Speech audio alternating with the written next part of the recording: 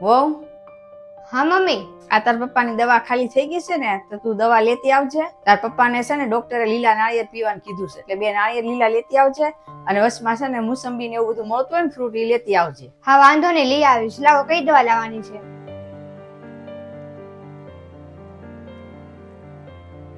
પાછી દવાની લિસ્ટ આપી ગયા. દર વખતે આવું છે, દર મહિને પગાર આવે ને તરત છે ને દવાની લિસ્ટ આપી જાય છે. દર વખતે એવું કે પપ્પાની દવા ખાલી થઈ ગઈ છે, દવા દઈ જાઓ. નોકરાના દવાના જ ખર્ચા હોય છે, અડધો પગાર તો છે ને દવામાં જ વયો જાય છે. મારે વાત કરવી પડશે ને આવું નહીં હાલે હવે. હેલો, હા મારે તમને એક વાત કહેવી છે. તમારા પપ્પાને હવે કઈ કેવું છે? તમારો અડધો પગાર છે ને દવામાં વયો જાય છે. આપણે બજેટ માટે કઈ રહેતું જ નથી. આપણે ઘરના ખર્ચા ઉઠાવીએ ને દવાના ખર્ચા ઉઠાવીએ કે બજેટ માટે કઈક રાખીએ? બજેટ માટે દર મહિને આપણે કઈ રહેતું જ નથી. તમે કઈક કરો હવે. ચૂપ થઈ જા તું. એ મારા મા બાપ છે, એમની સેવા કરવી અને એમને સાચવવા એ આપણી ફરજ છે. એમણે મને ભણાવ્યો ગણાવ્યો, આ દુકાન કરી દીધી, મકાન કરી આપ્યું. આ બધું એમનું જ છે અને એમનું જ રહેશે, અને આપણે પણ એમને જ આપવાનું છે બધું. સોરી, મારી ભૂલ થઈ ગઈ. આગળથી આવું નહીં બોલું હું.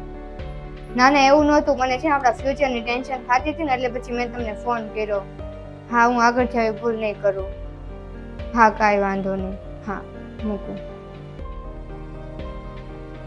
મમ્મી, મમ્મી મને માફ કરજો. મારાથી ભૂલ થઈ ગઈ. હજી આવું નહીં કરું. મને માફ કરજો મમ્મી. સોરી. કાંઈ વાંધો નહીં, તને તારી ભૂલ સમજાઈ ગઈ ને, એ ઘણું. સોરી મમ્મી, હવેથી હું ક્યારેય નહીં કરું. પાક્કું પ્રોમિસ. મારાથી ભૂલ થઈ ગઈ મમ્મી. મારા દીકરાને તો ખબર જ છે કે અમે એને કેવી રીતના મોટો કર્યો છે અને અમે એને કેવી રીતના રાખ્યો છે. એ બધું આ સમજે ને, એ તો બહુ મોટી વાત કહેવાય. એ સાંભળીને તો મને બહુ સારું લાગ્યું. મમ્મી, મને છે ને અમારા ભવિષ્યની બહુ ચિંતા થતી હતી ને, એટલે હું ટેન્શનમાં આવીને એટલું બધું બોલી ગઈ. મમ્મી, મને માફ કરી દેજો. હું સમજુ છું મમ્મી કે તમે છે ને અમારા માટે ઘણું કર્યું છે મમ્મી, અને અમે તમારા માટે જેટલું કરશું ને એ બધું ઓછું છે. કાંઈ વાંધો નહીં બેટા. હું છે ને પપ્પાની દવા લેતી આવું મમ્મી. હા, મારા દીકરાને મારી વહુને તો બધી સમજણ પડી ગઈ અને બધું સમજાઈ ગયું. પણ જેના દીકરા અને વહુ ને એ હજી આવી ભૂલ કરતા છે, એના મા બાપને કેવી વીતતી છે. નાનપણથી એના મા બાપે છે ને એને ભણાવ્યા ગણાવ્યા, મોટા કર્યા, પછી એની નોકરી હાટવી તે કેટલી મહેનત કરી હોય, પછી એનું આખું જીવન એને કાઢી નાખ્યું છે. છોકરાઓને એના છે ને 25 વર્ષના કર્યા હોય, 25 વર્ષ ખવડાવ્યું હોય, પછી અત્યારે હવે એના મા બાપની સેવા કરીને ખવડાવવું નથી ગમતું.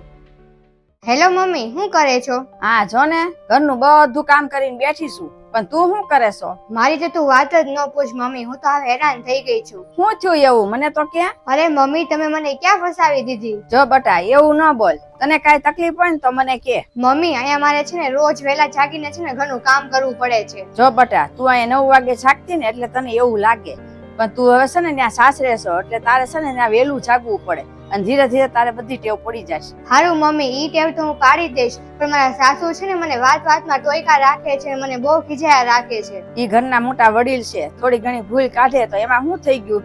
અને તારા દાદી છે ઈ તે મારામાં ન ભૂલ કાઢતા. એક વાત યાદ રાખજે, સાસુ છે ને ઈ માં સમાન જ હોય છે. હા મમ્મી, હું સાસુને તો માં માની લઈશ, પણ જો હું રસોઈ બનાવું ને તો ઘરમાં કોઈક ને કોઈક તો છે ને ખામી કાઢે જ તે મમ્મી. મારે એનું શું કરવાનું? જો બટા, તું ભૂલી ગઈ હું કેવી સારી રસોઈ કરતી, તોય તું ભૂલ કાઢતી. નાય તે કોક તારી જેવું હશે, એમાં કઈ તકલીફની વાત નથી. અને તું છે ને બધાને ભાવતું ધીમે ધીમે રસોઈ બનાવતા શીખી જાય.